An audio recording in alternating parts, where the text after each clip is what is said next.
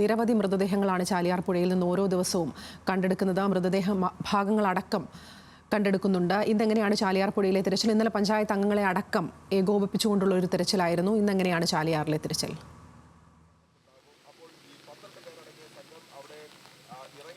അതിരാ, നമ്മളിപ്പോൾ നിൽക്കുന്നത് വയനാട് കൽപ്പറ്റയിലെ SKMG ഗ്രൗണ്ടിലാണ്. ഇവിടെ 8 മണിയാകുമ്പോഴാണ് നമുക്ക് ഈ ദൃശ്യങ്ങളിൽ കാണാൻ പറ്റുന്ന ഈ ഒരു ഗ്രൗണ്ടിലേക്ക് ഹെലികോപ്റ്റർ വന്നെത്തുക. 8 മണിയോടെ തന്നെ ഈ ഹെലികോപ്റ്റർ പറന്നുയരും. പ്രധാനമായും ഇന്ന് ചൂരൽമല മുണ്ടക്കായ് ഭാഗത്ത് തിരച്ചിൽ നടത്തുന്നുണ്ടെങ്കിൽ കൂടി ഇന്ന് ഏറ്റവും വലിയൊരു ആക്ഷൻ പ്ലാൻ ക്രമീകരിച്ചിരിക്കുന്നത് ഈ സൂചിപ്പാറ വെള്ളച്ചാട്ടത്തിന് കീഴിലുള്ള ചെറു വെള്ളച്ചാട്ടങ്ങളുടെ വശങ്ങളിലായി തിരച്ചിൽ നടത്താനാണ്. ഏറ്റവും ദുഷ്കരമായ ഒരു പാത തന്നെയാണ് ഇവിടെ എത്താൻ. ഈ സൂചിപ്പാറ സൺറൈസ് വാലിയുടെ വശങ്ങളിലായി അതിന് താഴെയായി 2 ചെറു വെള്ളച്ചാട്ടങ്ങളുണ്ട്. ഈ കല്ലാടി പുഴ, ചൂരൽമല പുഴ ഇത് സംഗമിക്കുന്ന ചെറുപുഴകൾ അവിടെയുണ്ട്. അതിൻ്റെ വെള്ളച്ചാട്ടങ്ങളാണ്. ഇവിടെ എത്തിച്ചേരുക എന്നത് വളരെ പ്രയാസകരമായിട്ടുള്ളൊരു കാര്യമാണ്. അതുകൊണ്ട് തന്നെയാണ് ഈ കഴിഞ്ഞ ദിവസം ചാലിയാറിൻ്റെ തീരപ്രദേശങ്ങൾ കേന്ദ്രീകരിച്ച് തിരച്ചിൽ നടത്തിയെങ്കിലും ഈ ഒരു പ്രദേശത്തേക്ക് എത്താൻ വലിയൊരു പാടുപെട്ടിട്ടുണ്ട്. അതായത് മനുഷ്യ കേന്ദ്രീകൃതമായി മനുഷ്യന്മാർക്ക് അങ്ങോട്ടേക്ക് എത്തിപ്പെടാൻ പറ്റാത്ത ഒരു പ്രദേശമാണിത്. അതുകൊണ്ട് തന്നെയാണ് ഇന്ന് പ്രത്യേകം സജ്ജീകരിച്ച വ്യോമസേനയുടെ സഹായത്തോടു കൂടി ഹെലികോപ്റ്റർ അവിടത്തേക്ക് പറന്നുയരുന്നത്. 12 അംഗ ടീമുകൾ 2 ടീമുകളായി തരംതിരിച്ചുകൊണ്ടാണ് അവിടേക്ക് എത്തുക. അതിൽ 2 വനം വകുപ്പ് ഉദ്യോഗസ്ഥർ, 4 SOG, 6 ആർമി ഉദ്യോഗസ്ഥർ എന്നിവരടങ്ങുന്ന 12 അംഗ ടീമുകളാണ്. ഇവരാണ് ഇവിടെ പരിശോധന നടത്തുക. ഈ ഹെലികോപ്റ്റർ 8 മണിയോടെ തന്നെ ഈ SKMG ഗ്രൗണ്ടിൽ നിന്ന് പറന്നുയരും. അവിടെ കൂടുതലായി മൃതദേഹങ്ങൾ ലഭിക്കാനുള്ള ഒരു സാധ്യത അതായത് മന്ത്രിതല ഉപസമിതി ചർച്ച ചെയ്ത് തീരുമാനിച്ചിട്ടുണ്ട്.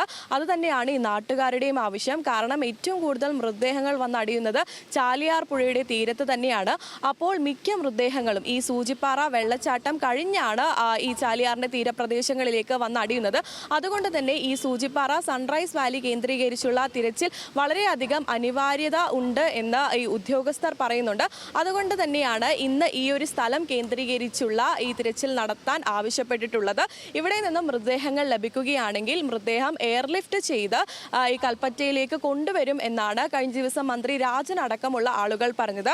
ഈ ഹെലികോപ്റ്റർ പോകുമ്പോൾ ഈ സൂചിപ്പാറ വെള്ളച്ചാട്ടത്തിന് കീഴിലുള്ള തിരച്ചിൽ നടത്തുന്നത് ഈ സന്ദർശിക്കാൻ മന്ത്രിമാർ പോകും. എന്നാൽ അവിടത്തേക്ക് മാധ്യമപ്രവർത്തകർക്കും മറ്റ് സന്നദ്ധ പ്രവർത്തകർക്കും പ്രവേശനമില്ല. ഇത് സുരക്ഷാ കാരണങ്ങൾ മുൻനിർത്തിയാണ് ഇത്തരത്തിലുള്ള പ്രവേശന നിർദ്ദേശങ്ങൾ മുന്നോട്ട് വെച്ചത്. കഴിഞ്ഞ ദിവസം 6 മൃതദേഹങ്ങളാണ് ഈ സമീപ പ്രദേശങ്ങളിലൊക്കെ, അതായത് ഈ ചൂരൽമല, മുണ്ടക്കായ് തുടങ്ങിയ പ്രദേശങ്ങളിൽ നിന്നും ലഭിച്ചത്.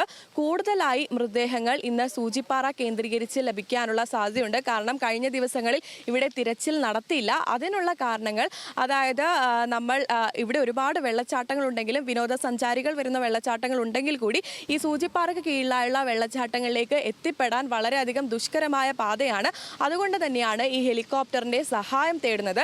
ഏതായാലും 8 മണിയോടെ തന്നെ ഇവിടെ നിന്ന് ഹെലികോപ്റ്റർ പറന്നുയരും. കഴിഞ്ഞ ദിവസം 29 മൃതദേഹങ്ങളാണ് സംസ്കരിച്ചത്.